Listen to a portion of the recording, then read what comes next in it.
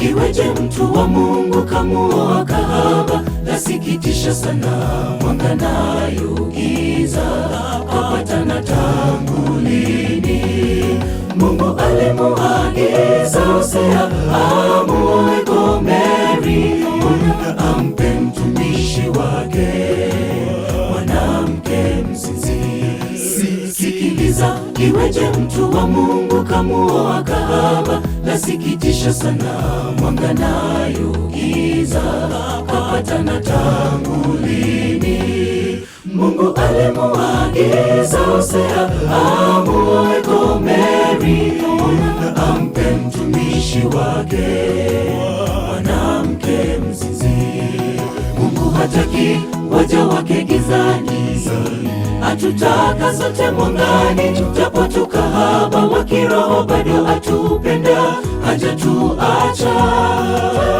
Rudia dhambi, naye arudia kutukomboa. Tuwajibike, tuepuke dhambi. Mungu hataki waja wake gizani, atutaka sote mwangani. Japo tukahaba wa kiroho, bado atupenda, hajatuacha. Rudia dhambi, naye arudia kutukomboa. Tuwajibike, tuepuke dhambi.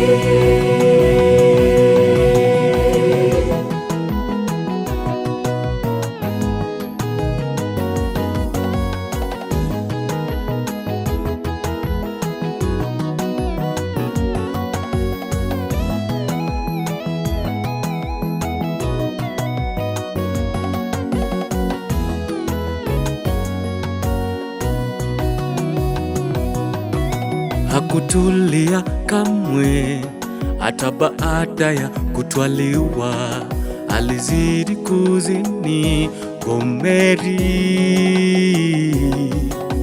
Ndivyo nasi tumekwama dhambini, na muda wa yoyoma twahitaji utakaso sasa. Hakutulia kamwe, hata baada ya kutwaliwa, alizidi kuzini Gomeri. Ndivyo nasi tumekwama dhambini, na muda wa yoyoma twahitaji utakaso sasa. Mungu hataki waja wake gizani, atutaka sote mwangani. Japo tukahaba wa kiroho, bado atupenda, hajatuacha. Rudia dhambi, naye arudia kutukomboa. Tuwajibike, tuepuke dhambi. Mungu hataki waja wake gizani, atutaka sote mwangani. Japo tukahaba wa kiroho, bado atupenda, hajatuacha.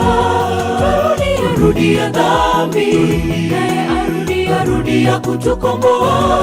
Tuwajibike, tuepuke dhambi.